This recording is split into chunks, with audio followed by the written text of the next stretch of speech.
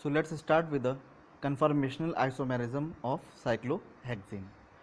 तो last video number 10 में हमने देखा था कन्फर्मेशनल आइसोमेरिज्म इथेन और नॉर्मल ब्यूटेन में। आज हम साइक्लोहेक्सेन में देखेंगे कन्फर्मेशनल आइसोमेरिज्म कैसे होगा। तो हेक्सेन चूंकि आपका ये साइक्लिक स्ट्रक्चर है साइक्लोहेक्सेन, हेक्स मीन्स होता है 6 कार्बन और एन मीन्स होता है सिंगल बॉन्डेड। अब चूंकि साइक्लो लगा है तो ये क्या होगा, साइक्लिक स्ट्रक्चर है। अगर हम देखें तो ये कुछ ऐसा और ये कनेक्टेड है, यानी कि this one like this and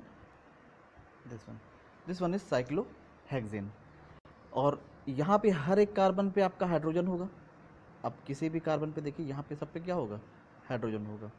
तो आप देख रहे हैं कि ये हर एक कार्बन पे कितने बॉन्डेड है, 4 बॉन्डेड है। एक दो तीन और चार बॉन्डेड है, यानी कि ये sp3 हाइब्रिडाइज्ड है। sp3 हाइब्रिडाइज्ड होने का मतलब है इनके बीच में जो बॉन्ड एंगल होगा वो 109 डिग्री और 25 मिनट, यानी कि ये टेट्राहेड्रल यानी sp3 हाइब्रिडाइज्ड है। और दो कार्बन के बीच में, जो कार्बन और हाइड्रोजन के बीच में बॉन्डेड बॉन्ड है, उसमें जो एंगल होगा वो होगा 109 डिग्री 25 मिनट। तो ये हमें पता है कि जब ये 109 डिग्री होगा, सारे कार्बन के बीच में 6 कार्बन है, तो ये सारे प्लेनर नहीं हो सकते। सारे प्लेनर क्यों नहीं हो सकते, क्योंकि अगर हम इसको फिर से एक बार ड्रॉ कर लें तो आप देख रहे हैं कि इनके बीच का जो एंगल आएगा, अगर हम बाहर से एंगल मेज़र करें तो ये 120 डिग्री है और अंदर से मेज़र कर रहे हैं तो ये 60 डिग्री है। इसका मतलब ये 109 डिग्री तो नहीं है। तो क्या है, तो ये बेसिकली प्लेनर मॉलिक्यूल नहीं होते हैं, ये आपका इनका 3D अरेंजमेंट होता है। तो ये बेसिकली दो फॉर्म में ये एग्जिस्ट करते हैं। दो फॉर्म कौन कौन सा है, एक तो आपका है ये चेयर फॉर्म और दूसरा है ये बोर्ड फॉर्म। तो बेसिकली ये प्लेनर साइक्लोहेक्सेन ना होके ये आपका 3D में अरेंज्ड होते हैं in the form of chair या in the form of board. अब इसमें एक फॉर्म स्टेबल फॉर्म है जिसमें एनर्जी बहुत ही मिनिमम है, यानी कि एनर्जी अगर मिनिमम होगी तो स्टेबिलिटी मैक्सिमम होगी। और दूसरा फॉर्म जिसमें एनर्जी ज़्यादा है लेकिन स्टेबिलिटी कम है। वो हम देखेंगे वन बाय वन कैसे मॉलिक्यूल अरेंज हो रहे हैं, कौन सा प्लेनर है कौन सा प्लेनर नहीं है, ये सारा डिस्कशन हम आगे देखेंगे। तो अभी तो कन्फर्मेशन ऑफ साइक्लोहेक्सेन में आप देख रहे हैं कि the most stable ring structure is cyclohexane achieve the maximum angle of 100 degree 5 minute, यानी मोटा मोटा माने तो 109 डिग्री रहता है, 109.5 बोल रहे हैं, तो इसको अगर राउंड ऑफ करो that will be 109 degree. Strain free रहेगा, यानी कि अगर ये स्टेबल मॉलिक्यूल है तो स्ट्रेन फ्री रहेगा, यानी कि दो जो बल्की ग्रुप हैं या टॉर्शनल स्ट्रेन जो दो बॉन्ड्स के बीच में लग रहा है, वो अगर स्टेबल मॉलिक्यूल है तो वहाँ पे स्टेरिक हिंड्रेंस या टॉर्शनल स्ट्रेन नहीं लगेगा। तो बेसिकली ये इसके 4 कन्फॉर्मर हैं जो एग्जिस्ट करते हैं, जिनमें इम्पॉर्टेंट आपका ये वाला है और ये वाला है 1 एंड 2, यानी chair conformation and boat conformation. दो इंटरमीडिएट कन्फॉर्मेशन भी है, यानी कि स्टैगर्ड चेयर फॉर्म जो है बेसिकली ये स्टैगर्ड फॉर्म होता है और बोट फॉर्म ये जनरली इक्लिप्स्ड फॉर्म होता है। तो हमको वैसे ही पता है कि ये ज़्यादा स्टेबल होगा क्योंकि स्टैगर्ड फॉर्म ज़्यादा स्टेबल कन्फॉर्मर होता है रादर देन इक्लिप्स्ड फॉर्म। क्योंकि इक्लिप्स्ड फॉर्म में क्या होता है, जो डिस्टेंस होता है या डाइहेड्रल एंगल वो लगभग 0 डिग्री होता है, यानी एक दूसरे को वो इक्लिप्स किए होते हैं। स्टैगर्ड फॉर्म में मैक्सिमम डिस्टेंस होता है, मैक्सिमम दूरी होती है दो बॉन्डेड कार्बन और हाइड्रोजन के बीच में। तो इनका कुछ इंटरमीडिएट पार्ट है, यानी कि अगर इसको हम मान ले 1, इसको मान ले 2, इसको मान ले 3 और इसको मान ले 4, तो 1 और 4 में लगभग सिमिलरिटी है। आप देख रहे हैं कि ये फुल चेयर कन्फर्मेशन है, ये हाफ चेयर कन्फर्मेशन है। यहाँ पे बेसिकली क्या होता है कि यहाँ पे अगर इसकी नंबरिंग हम करें, इसको नंबर 1 दे दें, इसको 2 दे दें, इसको 3, इसको 4, इसको 5 एंड इसको 6, तो आप देखेंगे कि यहाँ पर 2 और 5 ये आउट ऑफ द प्लेन है और 1, 3, 4, 6 ये क्या होता है, प्लेनर है, ये प्लेनर है। तो ये ग्रुप, ये एंड और ये एंड जो नुकीले वाले एंड हैं बाहर निकल रहे हैं, ये आउट ऑफ द प्लेन है। तो यहाँ पे 2 और 5 आउट ऑफ द प्लेन है, 1, 6, 4, 3 ये इन प्लेन है। और यहाँ पे क्या है, सिर्फ एक ही आउट ऑफ द प्लेन है, बाकी 5 कार्बन वो क्या होंगे, वो इन प्लेन होंगे। तो इसीलिए यहाँ इसको हाफ चेयर बोलते, यानी कि एक कार्बन एटम वो आउट ऑफ द प्लेन गया, दूसरा भी नहीं गया है, तो यानी कि ये हाफ चेयर है, हाफ चेयर कन्फर्मेशन। और ये जो बोट कन्फर्मेशन है इसी का ये ट्विस्टेड फॉर्म रहेगा, तो इसे बोलते हैं ट्विस्टेड बोट कन्फर्मेशन। तो इन चारों का क्या सिग्निफिकेंस है वो हम एक एक करके देखेंगे। तो आगे बढ़ते हैं। This one is energy calculation, यानी कि अगर आप वाई एक्सिस की तरफ जाएंगे, ऊपर बढ़ेंगे, तो ये एनर्जी है, और इधर की तरफ जाएंगे तो ये क्या है, कन्फॉर्मर है। तो अब आप देख रहे हैं कि सबसे मिनिमम एनर्जी पे, यानी कि एनर्जी यहाँ क्या है, मिनिमम है, एनर्जी सबसे मिनिमम है, तो स्टेबिलिटी क्या होगी, स्टेबिलिटी क्या होगी, ये होगी मैक्सिमम। तो ये आपका चेयर कन्फॉर्मर ये सबसे स्टेबल और सबसे मिनिमम एनर्जी इसके पास रहती है। अब ये जैसे ये आगे की तरफ बढ़ेगा, तो आगे की तरफ बढ़ा तो ये जो हाफ चेयर है इसके पास मैक्सिमम एनर्जी होगी। और मैक्सिमम एनर्जी होने का कारण ये है चूँकि यहाँ पर आप चेयर फॉर्म में देख रहे हैं, यहाँ पे 4 आपके प्लेनर हैं और 2 आपके कार्बन नॉन प्लेनर हैं। लेकिन यहाँ पे क्या है, यहाँ पे 5 कार्बन आपके प्लेनर हैं और 1 कार्बन आपका नॉन प्लेनर है। तो चूँकि 1 कार्बन यहाँ पे नॉन प्लेनर है, तो ये हाईली क्या है, अनस्टेबल है। ये क्या है, हाईली अनस्टेबल है। और जो चीज़ हाईली अनस्टेबल होती है उसमें एनर्जी क्या होती है, एनर्जी उसमें मैक्सिमम होती है, यानी मैक्सिमम एनर्जी है, क्योंकि यह हाफ चेयर फुल चेयर में कन्वर्ट होने के लिए रेडी है। तो ये चाहेगा कि हमको तुरंत एनर्जी मिले और हम फुल चेयर में कन्वर्ट होके स्टेबल हो जाएं, तो इसीलिए इसकी एनर्जी क्या है, मैक्सिमम है। इसके बाद फिर ये नीचे आएगा, नीचे की तरफ गया, तो आपका जब ये स्टैगर्ड फॉर्म इक्लिप्स में कन्वर्ट हो रहा है, तो उसके पहले क्या आएगा, सबसे पहले तो ये हाफ चेयर की तरफ कन्वर्ट हुआ, अब ये ट्विस्टेड बोट के फॉर्म में आया, यानी ट्विस्टेड बोट में और बोट फॉर्म में एनर्जी डिफरेंस बहुत कम है। तो आप देख रहे हैं कि ये एनर्जी इसकी मिनिमम हो गई, और इसके बाद फिर एनर्जी बढ़ेगी, तो बोट फॉर्म क्या होगा, इसकी एनर्जी ट्विस्टेड से ज़्यादा होगी, लेकिन हाफ चेयर से क्या होगी, कम होगी। तो हम अगर बेसिक कंपैरिजन हमको देखना है चेयर फॉर्म में और बोट फॉर्म में, तो बोट फॉर्म की एनर्जी मैक्सिमम होती है, यानी कि मैक्सिमम मतलब ज़्यादा होती है, और चेयर फॉर्म की एनर्जी मिनिमम है। अब आप देखेंगे कि बोट फॉर्म में ये जो हाइड्रोजन है और ये जो हाइड्रोजन, या आप बोल सकते हैं ये जो जिस कार्बन से जुड़ा हुआ है, ये क्या है, एक ही प्लेन में है, एक ही प्लेन में, चाहे ये आउटवर्ड प्लेन हो या इनवर्ड प्लेन हो, जो भी है एक प्लेन में है। तो इनके हाइड्रोजन आपस में क्या कर रहे हैं, एक दूसरे को फेस कर रहे हैं इसको। तो ये जो हाइड्रोजन ये हाइड्रोजन और ये जो हाइड्रोजन है, ये चूँकि एक दूसरे को फेस कर रहे हैं, तो इस हाइड्रोजन को बोलते हैं फ्लैग पोल। ये क्या है, ये फ्लैग पोल हाइड्रोजन है। तो ये हाइड्रोजन आपस में एक दूसरे को फेस कर रहे हैं, काफ़ी नियर है, तो इनके बीच में क्या होगा, रिपल्शन होगा।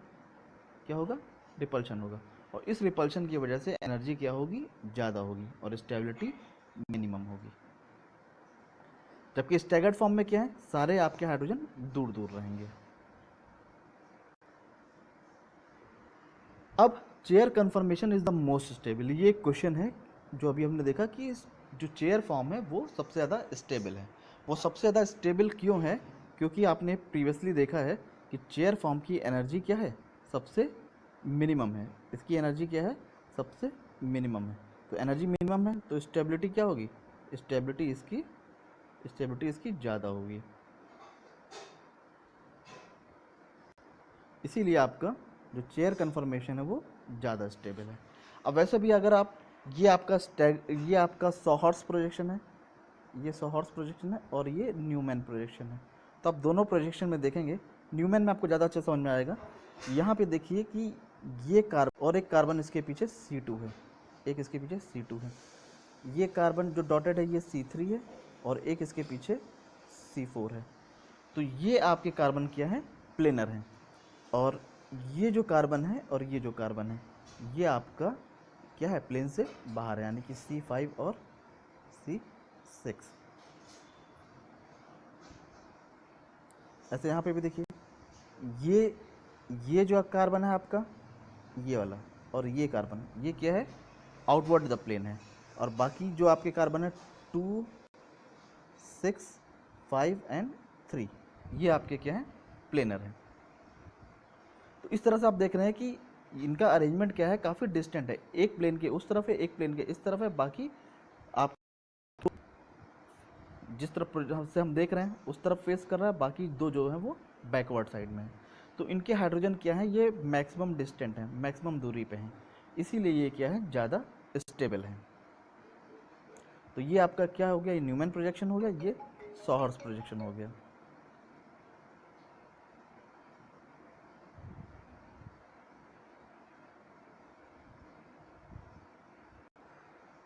अब आप देख रहे हैं इस तरफ से, आप देख रहे हैं इस तरफ से, तो ये फ्रंट कार्बन हो गए, ये फ्रंट कार्बन हो गया, और ये दो कार्बन पीछे की तरफ वाले हो गए, और ये कार्बन एक ऊपर की तरफ और एक नीचे की तरफ, ऐसे टोटल 6 कार्बन हो गए।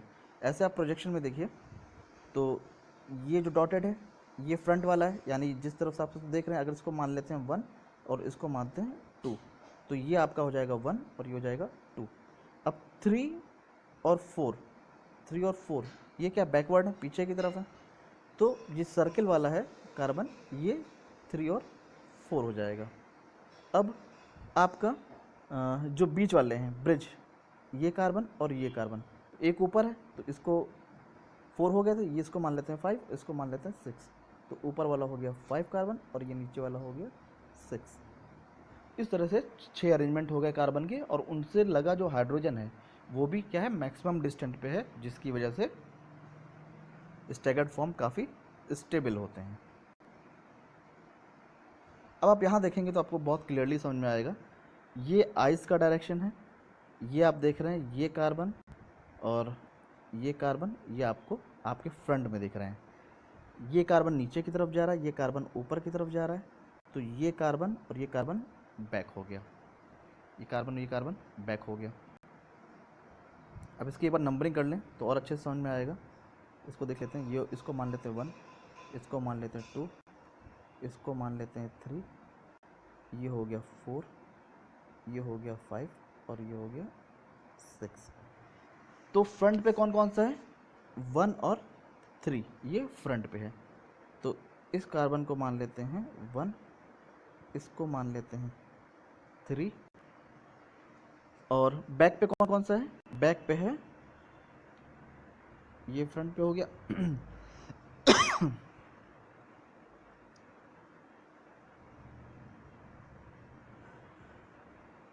बैक पे हो गया आपका 4 एंड 6, तो बैक पे हो गया, ये हो गया 4 और ये हो गया 6। अब बचा क्या, बचा आपका 2 और 5, यानी 2, ये जो पीछे की तरफ जा रहा है, ये 2, तो इस पीछे वाला इसको मान लेते हैं 2, और ये 5 ऊपर की तरफ गया, तो ये हो गया 5।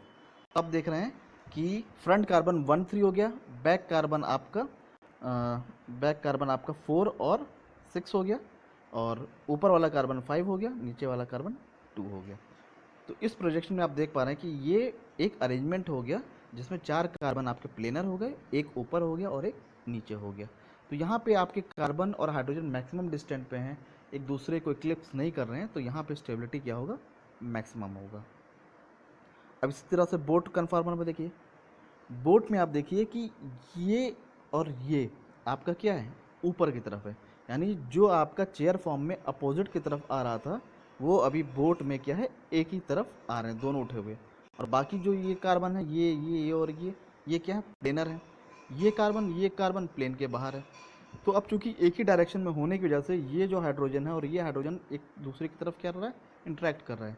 इसीलिए मैंने आपको पहले ही बताया था कि इस हाइड्रोजन को क्या बोलते हैं, फ्लैग पोल हाइड्रोजन। और नियरनेस होने की वजह से इन में आपस में क्या होगा, रिपल्शन होगा, नियरनेस होने की वजह से आपस में क्या होगा, रिपल्शन होगा। आप न्यूमैन प्रोजेक्शन में भी देखिए कि ये जो स्टैगर्ड में नीचे की तरफ था, ये अभी ऊपर की तरफ ट्विस्ट हो गया, यानी कि इसको ऊपर की तरफ ट्विस्ट किया गया, ये ऊपर चला गया, तो ये हाइड्रोजन भी शिफ्ट हो गए सारे। ये तो आप देख रहे हैं कि इसमें सारे ही ये जो मिथिलिन ग्रुप है, मिथिलिन ग्रुप को क्या कर रहा है, इक्लिप्स कर रहा है, हाइड्रोजन हाइड्रोजन को इक्लिप्स कर रहा है, यानी कि सारे हाइड्रोजन एक दूसरे को क्या कर रहे हैं, इक्लिप्स कर रहे हैं। और तो जितनी इन लोग की मतलब डिस्टेंस इनका कम होगा, जितना बॉन्ड एंगल इनका कम होगा, उतना ज़्यादा इसमें क्या होगा, रिपल्शन होगा, और जितना रिपल्शन होगा तो उतनी स्टेबिलिटी क्या होगी, कम होगी। इसीलिए बोलते हैं chair form are more stable than boat form.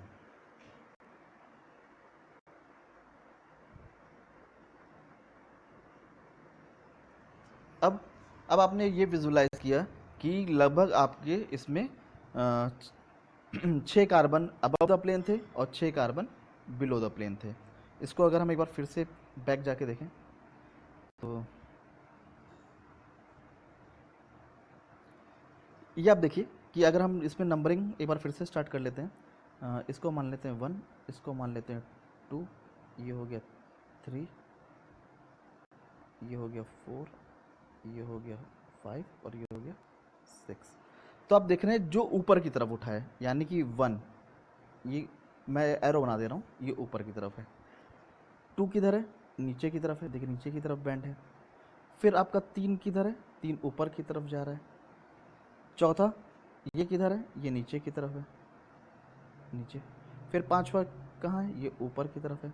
और जो 6वां है ये भी आपका कहाँ है? नीचे की तरफ। तो टोटल आप देखिए 1 ये, 2 ये, 3 ये, 3 ऊपर की तरफ प्लेन के ऊपर हैं और ये और ये नीचे की तरफ आते दिख रहे हैं। यानी कि अगर आप स्ट्रक्चर में देखेंगे तो ये कार्बन और ये कार्बन ये ऊपर जाता दिख रहा है, यानी अबव द प्लेन है।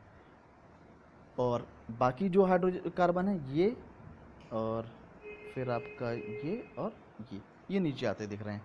यानी इसमें आपका 3 कार्बन अबव द प्लेन है और 3 कार्बन बिलो द प्लेन है। तो हर एक कार्बन से आपके 2 हाइड्रोजन जुड़े हुए हैं, तो यानी कि टोटल 6, 3 6 हाइड्रोजन ऊपर जाते दिखेंगे और 6 हाइड्रोजन नीचे जाते दिखेंगे। अभी हाइड्रोजन भी 2 टाइप के होते हैं, एक्सियल और इक्वेटोरियल, वो हम आगे अभी स्टार्ट करेंगे, आगे वाली स्लाइड्स में देखेंगे। तो ये यहाँ से क्लियर हो गया।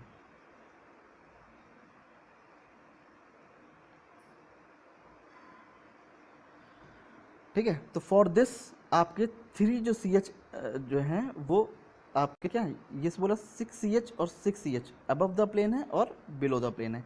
यानी मैं आपको बताया था कि 3 कार्बन अबव था और 3 कार्बन बिलो था, और हर एक कार्बन से कितने हाइड्रोजन जुड़े हैं? 2 हाइड्रोजन। कितने हाइड्रोजन जुड़े हैं? 2 हाइड्रोजन। तो 3 2 जा 6 हो गया, यानी कि 6CH bond above the plane है और 6CH bond below the plane है। अब इनमें से भी 3CH आपके एक्सियल बॉन्ड है और 3CH आपके इक्वेटोरियल बॉन्ड है। ऐसे बिलो द प्लेन के लिए भी क्या होगा? 3CH एक्सियल बॉन्ड है और 3CH इक्वेटोरियल बॉन्ड है। तो एक्सियल बॉन्ड और इक्वेटोरियल बॉन्ड का कॉन्सेप्ट क्या है उसको हम आगे देख लेते हैं।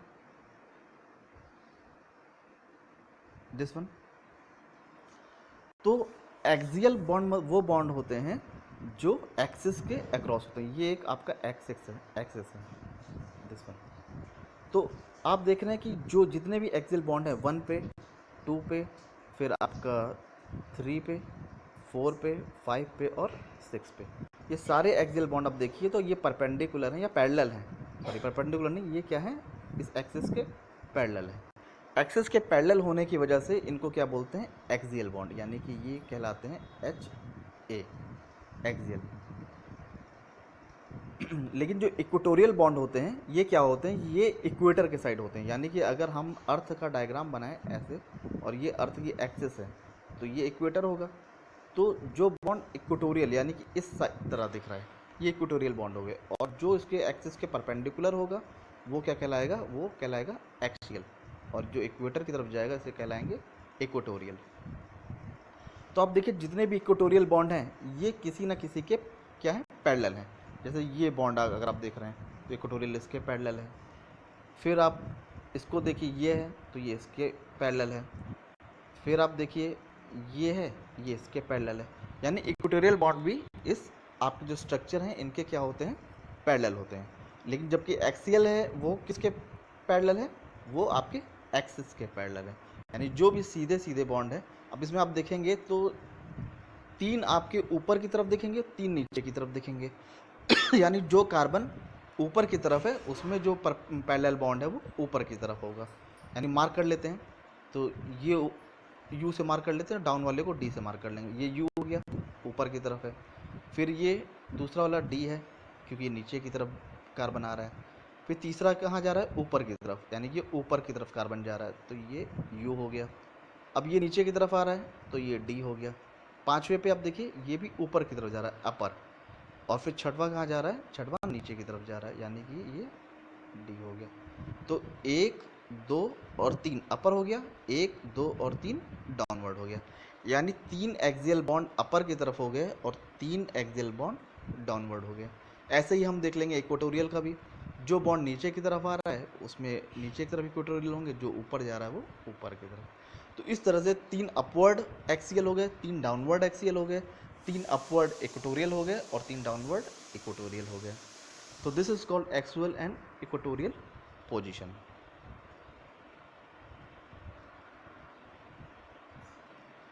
See this one. अब यहाँ पे जो मैंने आपको बताया है एक्सियल इक्वेटोरियल का, उसी का ये रिप्रेजेंटेशन है। तो आइए इसको समराइज कर लेते हैं। अब ये देखिए, ये कार्बन 1 2 3 4 5 और ये 6, ये 6 आपके कार्बन हो गए। अब 1 देखिए, 1 जो कार्बन है ये ऊपर की तरफ जाता दिख रहा है, तो ये आपका एक्सियल, पहला एक्सियल हो गया जो ऊपर की तरफ जा रहा है। फिर अब ये कार्बन देखिए, ये नीचे की तरफ जा रहा है, यानी कि ये आपका एक्सियल नीचे की तरफ जाता हो गया। फिर तीसरा देखिए, ये ऊपर की तरफ जाता दिख रहा है, तो ये एक एक्सियल हो गया। फिर चौथा ये हो गया, पांचवा ये हो गया और छठवा ये हो गया। यानी इस तरह से आपके 6 एक्सियल बॉन्ड हो गए और 6 आपके इक्वेटोरियल बॉन्ड हो गए। इनके बीच का आपस का इंटरेक्शन जो कि स्टैगर्ड फॉर्म में, स्टैगर्ड फॉर्म किस में होगा, चेयर फॉर्म में। Thanks for watching my YouTube channel. Subscribe my channel and press the bell icon for further notification.